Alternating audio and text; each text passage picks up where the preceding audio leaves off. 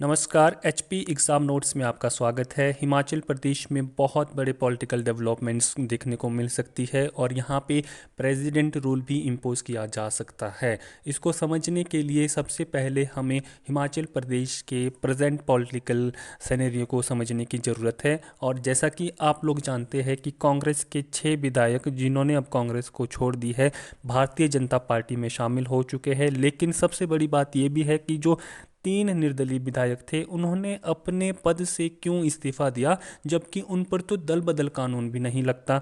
तो इसको समझने के लिए जो है हम यहाँ पे कुछ न्यूज़पेपर्स की कटिंग्स की लाइनें देख लेते हैं, तब आपका ये सारा का सारा कन्फ्यूजन जो है दूर हो जाएगा।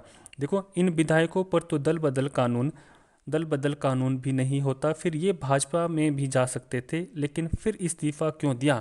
दरअसल यदि ये भाजपा में जाते तो प्रदेश में कांग्रेस की सरकार के दौरान इन्हें कुछ फ़ायदा नहीं होता। इन्हें अपने विधानसभा क्षेत्र में काम करवाने के लिए जूझना पड़ता और साथ ही साथ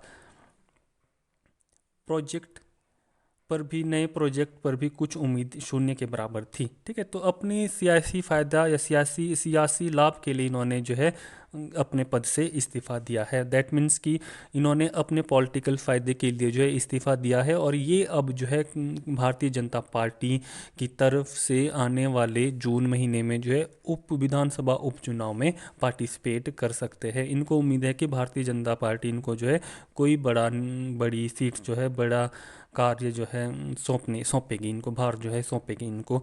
तो अगर हम बात करें कि हिमाचल प्रदेश में इस समय पॉलिटिकल क्राइसिस कैसा दिखाई दे रहा है, किस साइड कितने एमएलएस हैं, तो कांग्रेस की तरफ जो है इस समय जो है हिमाचल प्रदेश में कांग्रेस के पास इस समय हिमाचल प्रदेश में 34 एमएलए है विद स्पीकर, और बीजेपी के पास हिमाचल प्रदेश में 25 एमएलए है। कितने एमएलए? 25 एमएलए है।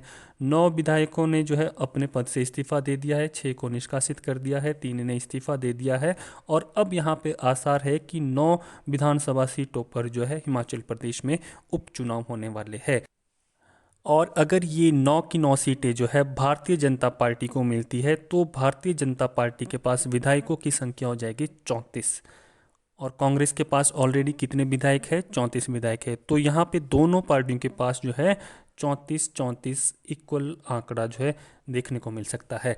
अब यहाँ पे गवर्नर पे डिपेंड करता है कि वो जो है यहाँ पे प्रेसिडेंट रूल लगाएं या वापस से जो है हिमाचल प्रदेश में चुनाव करवाने की घोषणा करें। तो एक तो ये सिनेरियो है। दूसरा सिनेरियो यहाँ पे ये है कि अगर भारतीय जनता पार्टी इन 34 विधायकों को लेकर जो है गवर्नर के पास जाती है और अपनी सरकार जो है पेश करने का दावा ठोकती है। तो यहाँ पे हम लोगों को पता है कि हिमाचल प्रदेश में अगर आपको सरकार बनानी है तो मिनिमम जो है आपके पास 35 विधायक होने चाहिए, तब जाके आप सरकार बना सकते हैं। तो 35 विधायक तो है नहीं भारतीय जनता पार्टी के पास। अब वो लोग क्या कर सकते हैं कि 34 के 34 विधायक जो है सामूहिक तौर पर जो है गवर्नर को अपना इस्तीफा सौंप सकते हैं और उन्हें असिस्ट करेंगे कि हिमाचल प्रदेश में कांग्रेस सरकार जो है संवैधानिक रूप से काम नहीं कर रही है, इसीलिए वो चाहते हैं कि हिमाचल प्रदेश में प्रेसिडेंट रूल लगाया जाए। तो ये गवर्नर पर डिपेंड है कि वो किस तरह से जो है कॉन्स्टिट्यूशनल तौर पर जो है देख के जो है हिमाचल प्रदेश में गवर्नर रूल लगा दें। या फिर अगर इनमें से एक भी सीट कांग्रेस के पास चलेगी, ठीक है, अगर इनमें से एक भी सीट कांग्रेस के पास चलेगी तो कांग्रेस के पास कितनी सीटें आ जाएगी? 35 सीटें आ जाएगी, जो कि हिमाचल प्रदेश में सरकार चलाने के लिए, बहुमत साबित करने के लिए जो है काफ़ी है। लेकिन इनको भी डर रहेगा कि इनमें से एक भी विधायक वापस से भारतीय जनता पार्टी को बिक गया या मिल गया तो वापस से ये सरकार पे क्या है, खतरा मंडराया हुआ ही रहेगा। तो यहाँ पे बहुत बड़ी डेवलपमेंट्स देखने को आप लोगों को कुछ दिनों में मिल सकती है लोकसभा इलेक्शंस के बाद, कि हिमाचल प्रदेश में कांग्रेस सरकार बनी रहेगी या हिमाचल प्रदेश में फिर से भारतीय जनता पार्टी एक नई सरकार उभर कर सामने आएगी। तो यहाँ पे अगर सबसे इम्पोर्टेंट टॉपिक देखें या एग्जाम्स को प्रोस्पेक्टिव व्यू से कि हिमाचल प्रदेश में इससे पहले कितनी बार प्रेसिडेंट रूल लगाया गया है, तो हिमाचल प्रदेश में इससे पहले 2 बार प्रेसिडेंट रूल लगाया गया है। कितनी बार प्रेसिडेंट रूल लगाया गया है? 2 बार। एक तो 1977 में लगा था, किसके शासनकाल के दौरान? ठाकुर रामलाल के शासनकाल के दौरान यहाँ पे प्रेसिडेंट रूल लगाया गया था। कब? 30 30 अप्रैल 1977 से लेकर 22 जून 1977 तक, कुल जो है यहाँ पर 53 दिनों का 53 दिनों का प्रेसिडेंट रूल लगा था। और दूसरा प्रेसिडेंट रूल लगा था शांता कुमार के शासनकाल के दौरान 15 दिसंबर 1992 से लेकर 3 दिसंबर 1993। ठीक है, तो ये 355 दिन का प्रेसिडेंट रूल रहा हिमाचल प्रदेश में।